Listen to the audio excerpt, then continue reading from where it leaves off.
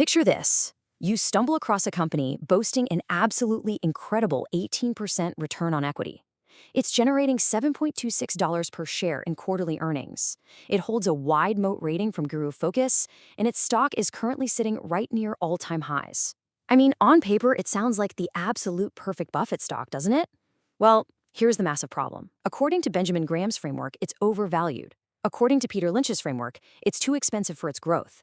And even Warren Buffett's strictest quantitative tests suggest it just doesn't meet his baseline standards. So we have three legendary investing titans and three completely different reasons to say no. All right, let's dive right into this explainer where we are tearing down Chubb Limited, ticker symbol CB. We're going to uncover the hidden red and green flags the media completely ignores and put this $136 billion insurance giant through the ultimate valuation gauntlet. So the big question we really need to answer today is how a stock trading near all-time highs with surface-level metrics that look frankly exceptional could be universally rejected by the three most famous investment frameworks in history. Is this a perfect elite business that historical models just can't properly value? Or is it a dangerous trap waiting to catch unsuspecting investors who only read the headlines?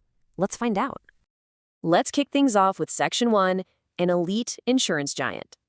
To understand exactly why these legendary frameworks are rejecting it, we first need to understand what Chubb actually does and why the market currently loves it so much. Just take a look at that massive 18% return on equity. Look, for a mature insurance company, pulling in an 18 to 20% ROE is fundamentally elite. In the second quarter alone, they brought in $2.7 billion in net income. That's a 20.4% year-over-year profit growth. And that drove an extremely impressive $7.26 Q2 earnings per share. Chubb is, without a doubt, an elite, highly profitable machine. They are one of the world's largest property and casualty insurers, operating this robust multi-engine profit model across over 50 countries. They literally insure everything from large commercial enterprises and massive cargo ships to oil platforms. You might also know them for their high-end Masterpiece brand, which provides premium insurance for wealthy individuals. This massive global footprint pulls in roughly $49 to $50 billion in annual revenue. And with the stock price sitting around $352.54, the PE ratio actually looks quite reasonable at 12.5x. So this sets up our ultimate paradox. How on earth can a company with this kind of global dominance and a seemingly cheap PE ratio be failing our valuation tests? Well, that brings us to Section 2, the hidden red flags. To answer that paradox, we have to look beneath the surface. Let's pivot to the underlying issues the mainstream media is just completely ignoring right now. These are the hidden red flags putting Chubb's glowing metrics to the ultimate test. And here's the first major red flag. According to SEC filings, Chubb's CEO recently sold approximately $43 million worth of his shares. But it's not just him. Over the past year, there have been 9 separate insider sales and absolutely 0 insider purchases. 0. When management is dumping $43 million at near all-time highs and no insiders are stepping up to buy, you have to stop and ask yourself, what exactly do they know that we don't? This quote from management's Q2 conference call might actually give us a clue. They explicitly stated, pricing pressure is most pronounced in large accounts and excess surplus property, and then they added that weakness is spreading to casualty and financial lines. Remember, in the insurance business, pricing pressure is a highly dangerous leading indicator. When you can't maintain your pricing, it inevitably leads to margin compression, and we are already seeing North American commercial P&C net premiums falling by 2.3%. So the crucial point here is how this pressure translates to the top line. Over the last 5 years, Chubb has maintained a revenue compound annual growth rate of about 10%. But look at their future guidance. They are projecting roughly $59.6 billion for 2025, but then the 2026 guidance plummets to roughly $49.5 billion.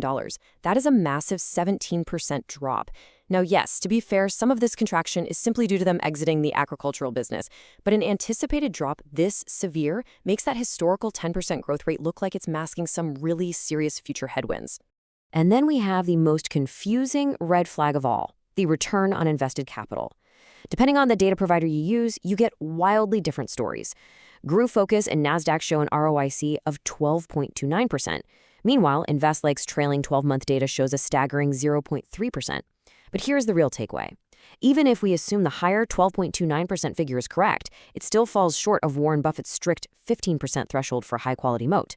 And if the 0.3% figure is closer to reality, well, the company effectively has no moat at all. Grouping these final red flags together paints a fairly concerning picture for downside protection. Total insider ownership sits at a microscopic 0.4%. For a $136 billion Titan, management essentially has no skin in the game. Add to that the fact that the stock is hovering right near its 52-week high of $365.91. Look, when you buy at all-time highs while insiders own almost nothing and are actively selling, you're leaving yourself virtually zero margin of safety. But hey, let's not write the obituary just yet. Moving into Section 3, the compelling green flags. We need to shift gears and look at the compelling green flags, because despite all these warnings, the stock is actually up 13.6% year to date. There is a reason the market is buying this. So why is the stock up? Well, this brilliantly illustrates exactly why. 83.8% is Chubb's Q2 combined ratio. Now, in the insurance world, the combined ratio is the holy grail of profitability.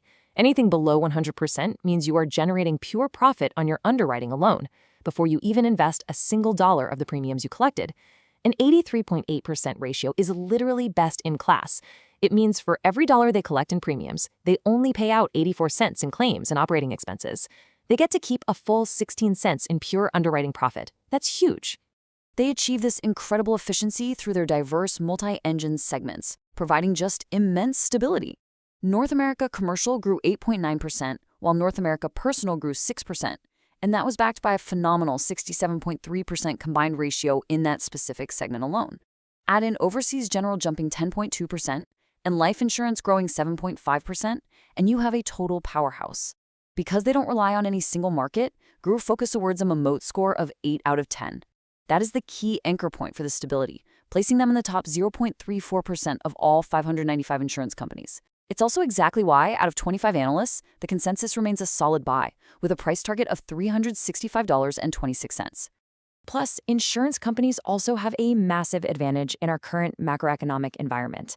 Because interest rates are higher right now, Chubb's massive investment portfolio generated a record high $1.88 billion in Q2 investment income alone. That's an 11% increase, just from yield. Let's see how all of this builds their fortress balance sheet. They operate with extreme conservatism. The debt-to-equity ratio is a tiny 0.2x, book value per share is sitting at $195.45, and tangible book value is actually up 17.1% to $131.93. They currently offer a roughly 1.5% dividend yield, but with a payout ratio of only 13.9%, there is tremendous room for future dividend growth without straining the business in the slightest. They also have a unique competitive advantage rooted in sheer size. Chubb recently partnered with Lloyd's to create a $400 million war risk insurance facility specifically for the Strait of Hormuz. CEO Evan Greenberg noted this geopolitical situation changes literally hour by hour. Being able to underwrite extreme high-stakes geopolitical risks is a massive moat. I mean, only the absolute largest, most well-capitalized insurers on the planet can even attempt to play in this arena. All right, let's get into Section 4, the valuation gauntlet. So we have exceptional green flags fighting against really concerning red flags. It is time to bring this analysis to a head by running Chubb through the strict binary pass/fail criteria of history's 3 greatest investors. Let's systematically break down this matrix. First up, Benjamin Graham, the father of value investing. He requires a price-to-book ratio under 1.5x. Chubb is at 1.7x.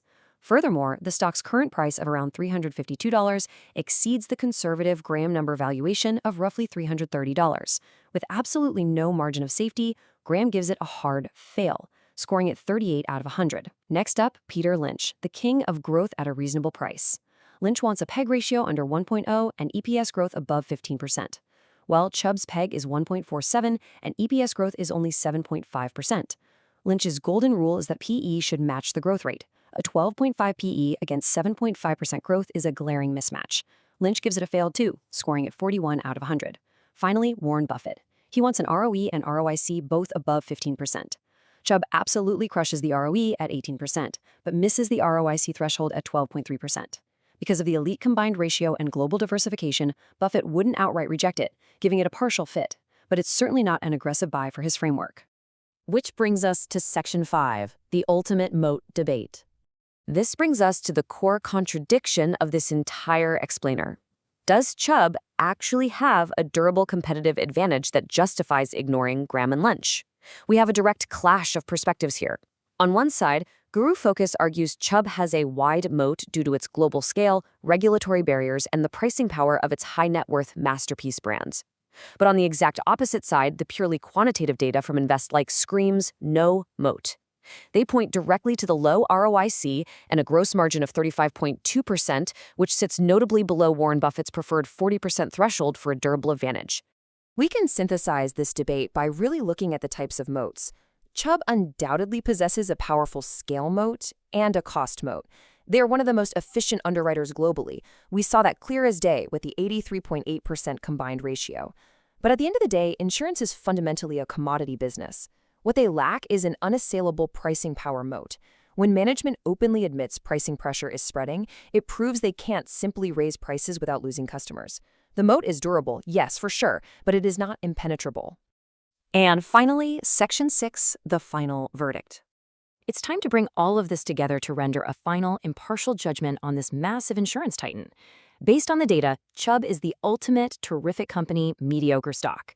It is genuinely one of the best-run insurers in the world. However, at $352 a share, the risk-reward ratio is simply uncompelling for new capital right now. Graham says it's too expensive and lacks a margin of safety. Lynch says it's too expensive for its slowing growth profile. Buffett says it's only a partial fit due to the ROIC miss and spreading pricing pressures. The logical action here, according to these legendary frameworks, is to wait for a significant pullback before deploying your capital. I'll leave you with this final thought. You've seen the elite 18% ROE and the best-in-class underwriting, but you've also seen the insider selling, slowing revenue, and strict framework failures. You have to weigh these metrics for yourself. Does a company like Chubb have a true wide moat that defies historical valuation models, or is it just a great company currently trading at a fully realized, dangerous price? Remember to always do your own homework, read those 10Ks, and dig into the numbers yourself. Stay sharp.